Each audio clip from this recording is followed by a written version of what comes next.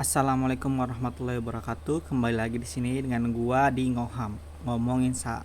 Nah, pada kesempatan kali ini gua akan sharing-sharing nih mengenai potensi kenaikan dari saham UNTR atau unit traktor.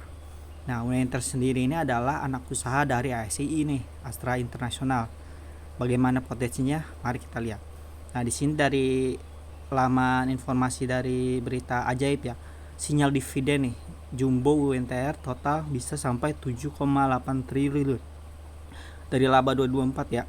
Nah, di sini juga dijelaskan bahwasannya laba bersih sebesar 19,5 triliun.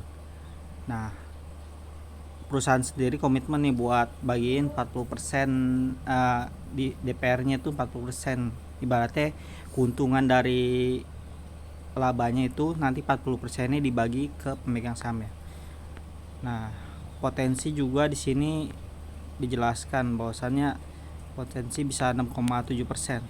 Nah, langsung aja kita lihat valuasi dan nilai perusahaannya ya, dan kinerja perusahaannya di fitur Stockbit. Langsung aja kita ke Stockbit. Nah, di sini gue ada di Stockbit ya. Kita langsung aja ke saham UNTR ya. Nah, UNTR ini kemarin diperdagangkan tanggal 21 April 2025 itu 22.900. Nah, ini ada kenaikan dia 3% kemarin. Nah, ini juga padahal kemarin itu saham pada lagi turun gitu. Nah, ini juga sentimen karena tanggal 25 April nanti 2025 akan diadakan RUPS. Nah, RUPS sendiri itu akan membicarakan mata acara utamanya itu ada pembagian dividen nih. Nah, biasanya saham-saham bakalan naik. Saham-saham yang memiliki ini ya, valuasi bagus, terus ngasih dividennya rutin, terus dividennya besar, otomatis sih yang menjelang RUPS pasti naik gitu. Nah, kita lihat aja dari nilainya ya, dari pendapatannya. Dan dari pendapatan dari 2015 ya, nih 49, 45, 65, 84, 60, 2020, 79, 128, 134. Nah, lebih ke fluktuatif ya, naik turun. Tapi untuk jangka panjang dia selalu naik dari pendapatan dari UNTR.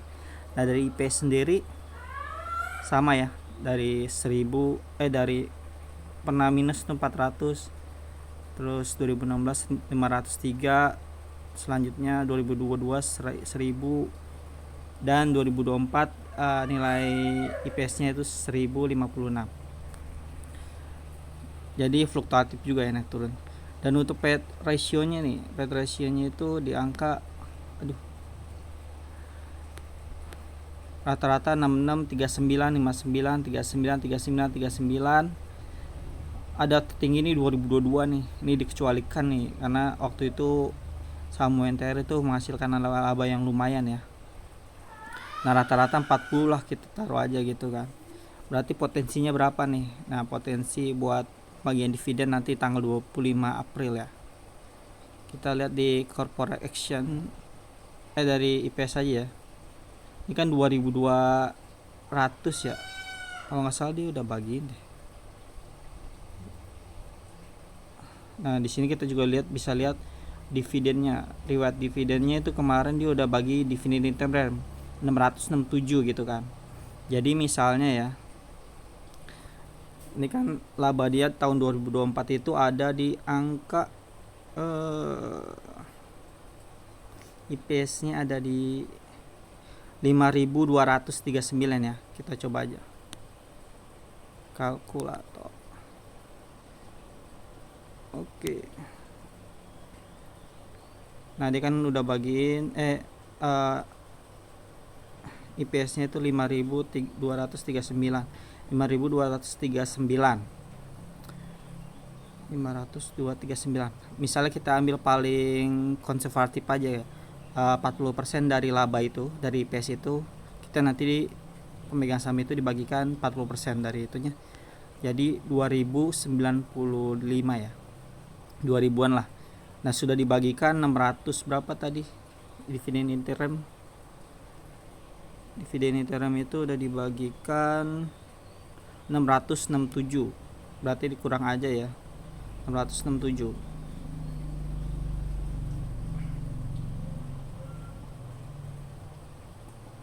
29 kurang 667 095. Nah, ini nih. Potensinya adalah 1428. 428. Nah, ini potensi nanti RUPS pengumuman mungkin di tanggal 29 April nih. Coba kita lihat dari harga sekarang ya. Bagi berarti harga saham sekarang 22.900. Nah, tuh. Jadi kemungkinan pembagian dividen itu 6,2% nih. Kita bisa ambil momentum, bisa kita keluar nanti sebelum bagian dividennya misal udah naik, misalnya 6% udah kita keluar aja, karena biasanya itu bakalan turun lagi tuh nanti pas bagian pas kumdet gitu kan. Jadi kita cuma nunggu dalam waktu berapa hari, potensinya 6,2%. Dalam 4 hari lah, 3 hari, sekarang 22, nanti 25. Nah,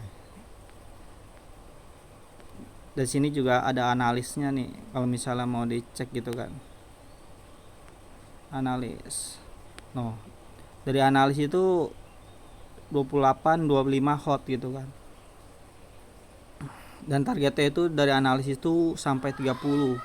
Jadi itu di harga sekarang 22.800 masih potensi banget ya. 30%-an kira-kira. Jadi potensinya masih sangat besar. Dan valuasinya masih murah banget nih. Dari PI-nya aja itu masih 4,8 gitu kan. Dia biasa dihargain di PI bisa sampai 12. Masih murah banget guys. Jadi itu sebuah kesempatan lah ibaratnya buat kalian. Tapi tetap disclaimer ya, tetap di research, dicari-cari, dicek gitu apakah benar bagus apa enggak gitu kan. Dan untuk PBV sendiri masih murah banget nih. 0,92. Ibaratnya lu punya modal 100 juta, lu cuman bayar 90 buat beli perusahaannya gitu kan. Nah, dari saham sendiri ya, dari seminggu terakhir ini masih di bawah ya. Sebenarnya 23.000, 228, berarti masih ada gap 700-an. Kalau kita tarik 3 tahun lebih jauh nih. Masih ada gap 3.000-an gitu kan. Jadi dari gua sih mungkin ini saham masih murah, terus membagikan dividen rutin tiap tahun, terus dividen juga besar gitu kan. Dan juga harganya yang pasti masih murah.